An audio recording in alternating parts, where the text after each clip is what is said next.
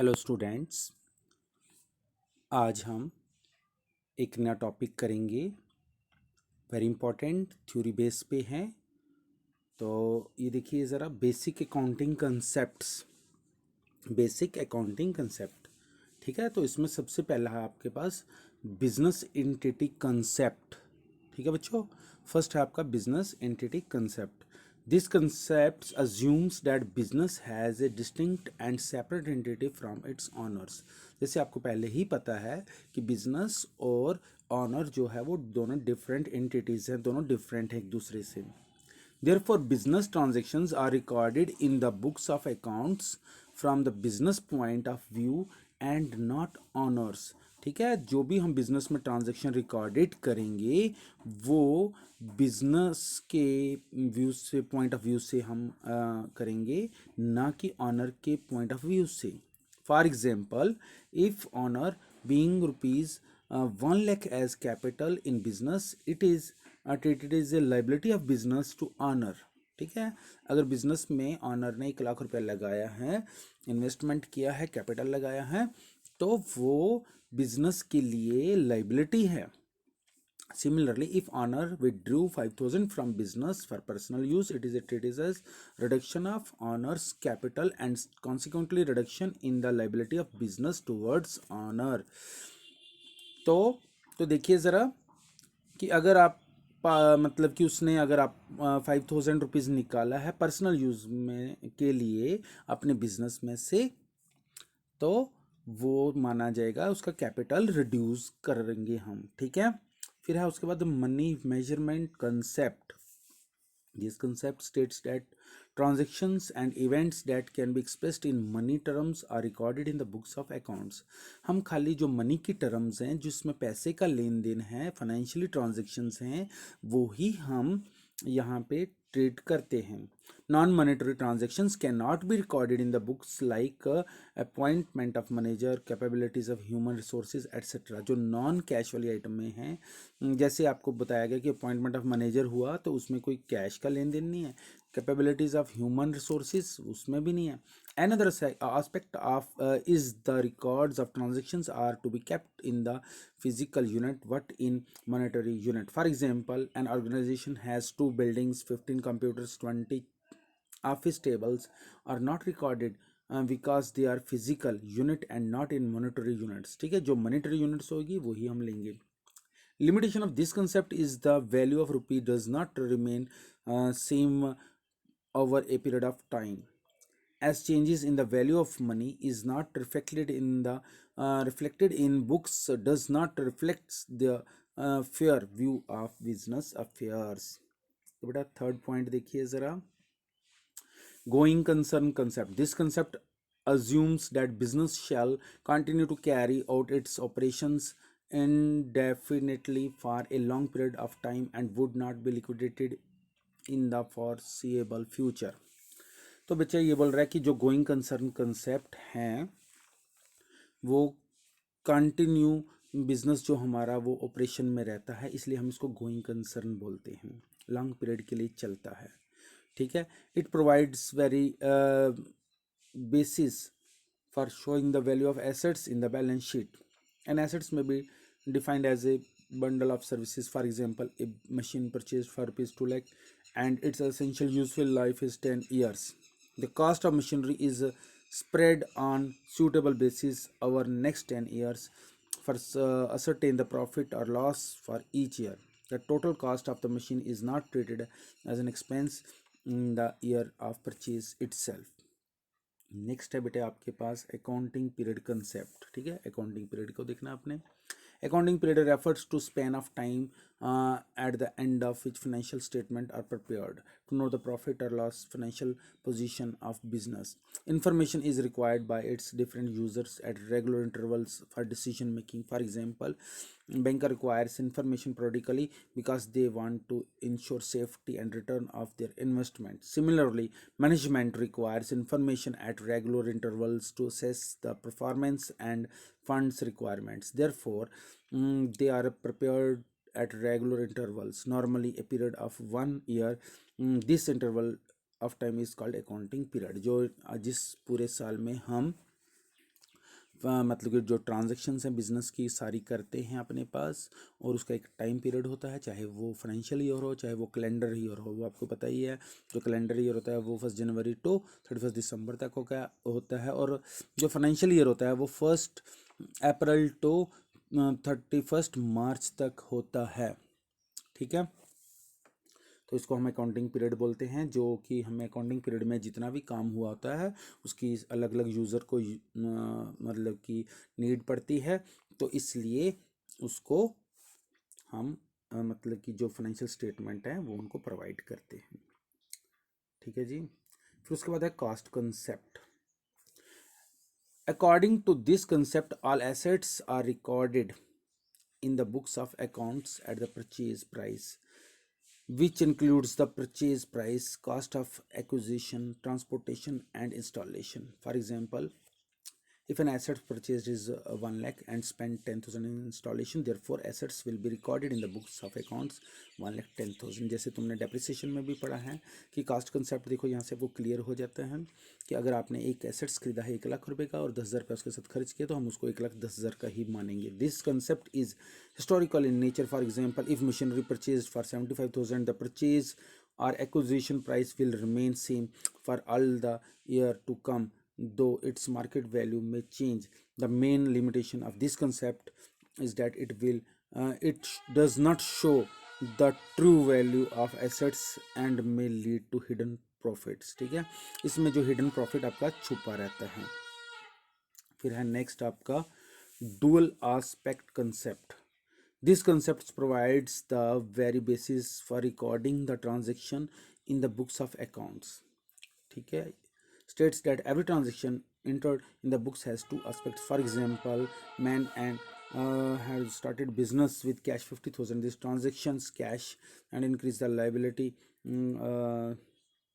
Cash आपका increase हो रहा है and capital of owner also increases. ठीक है, तो दो साइड से मतलब कि आपकी ये आती है, एक तो कैश बढ़ गया और एक आपका लाइबिलिटीज़ बढ़ गया, एसेट्स बढ़ गया और लाइबिलिटीज़ बढ़ गई। ठीक है, इसलिए इसको हम डुअल एस्पेक्ट्स बोलते हैं। कोई भी ट्रांजेक्शन्स करेंगे आप उसका डबल इफेक्ट पड़ता है, इसलिए हम उसको डुअल एस्पेक्ट्स बोलते हैं। This principle is also known as duality principle. This principle commonly expressed in fundamental accounting equation given below. ठीक है, वो assets equal to liabilities plus capital. ठीक है, this equation states that assets of business are always equal to the claim of owners of outsiders।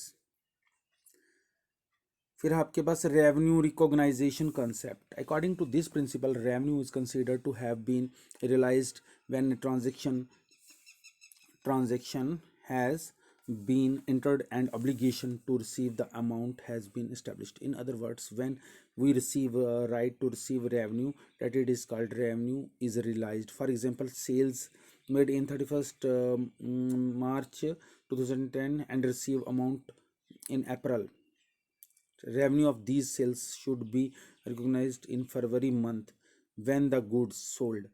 For example, commission for the March, even if received in this, will be taken into profit and loss account of March। ठीक है, देखो कभी हमारे पास जैसे मान लो कोई expenses ही paid करने हैं, तो जब हम अपने एक्सपेंसेस पेड करने हैं इस साल के हैं तो वो आप नहीं कर पाते, तो वो आउटस्टैंडिंग हो जाते हैं, लेकिन हम उसमें भी आउटस्टैंडिंग शो कर देते हैं।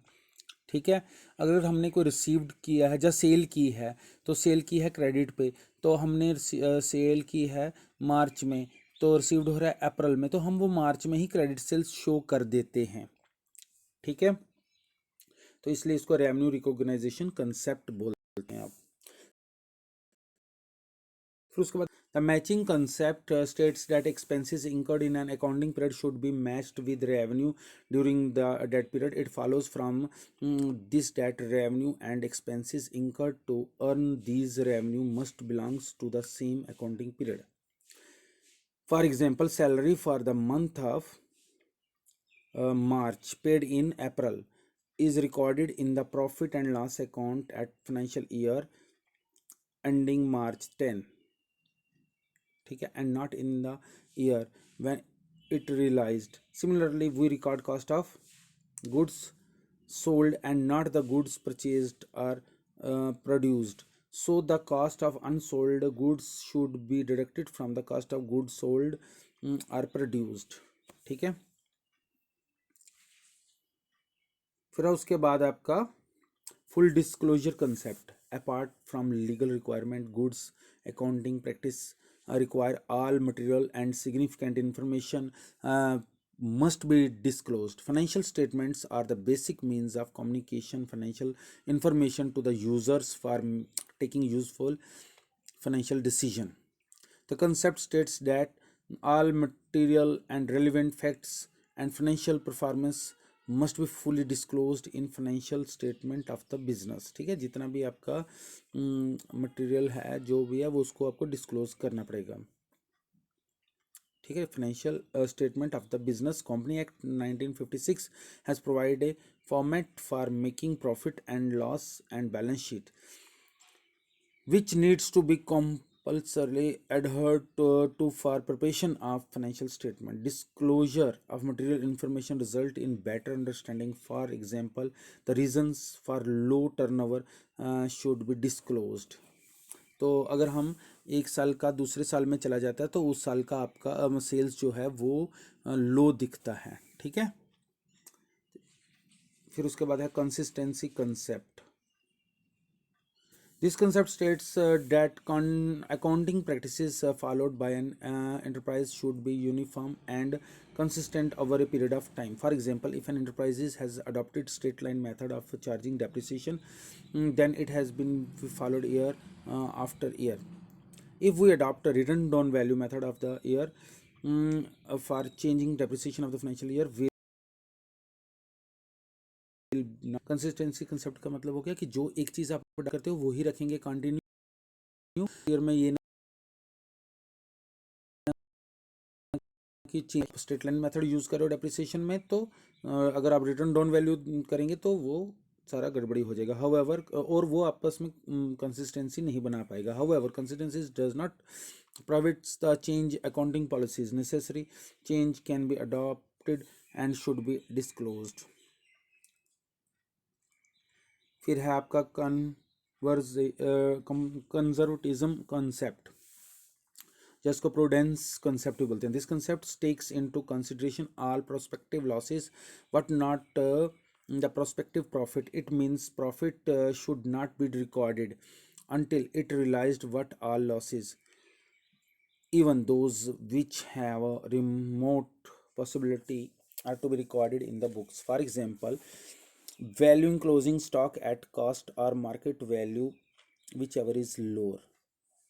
ठीक है, एग्जाम्पल में क्या बता रहा है, valuing cost closing stock at cost और market value whichever is lower. अगर आप लोअर है, creating provision for doubtful debts extra. This concept ensures that the financial statement provides the real picture of the enterprises. तो उसके लिए आप क्या करेंगे, क्रिएट करेंगे डोटफुल डेट्स के लिए, और इससे आपको फाइनेंशियल स्टेटमेंट में प्रॉब्लम नहीं आएगी, रियल पिक्चर दिखेगा। Materiality concept, this concept states that accounting should focus on material facts, whether the item is material or not shall depend upon nature and amount involved in it. For example, amount spent of repair of building rupees 4 lakh is material for enterprises having the sale turnover of the rupees 1,50,000, but not material for enterprises having turnover 25 lakh। ठीक है, similarly closure of one plant material but stock eraser and pencils are not shown the asset side but treated as expenses of that period. ठीक है, materiality में जो material है उसको आप नहीं बताते। ठीक है, तो whether consumed or not because the amount involve in are low. फिर उसके बाद objectivity concept, this concept states that accounting should be free from personal biases. This can be possible when every transaction is supported by very verifiable document. For example, purchase of machinery 30,000 should be supported by the voucher and should be recorded books of account. Similarly, other supporting documents are cash memo, invoices, receipt, provides and, ठीक है बेटा, ये इसमें आपके sports documents आ गए हैं जैसे voucher वगैरह, ठीक है। तो रिसिप्ट और इनवाइसेस, ठीक है, ठीक है। तो फिर इतना ही हम इसको रखेंगे।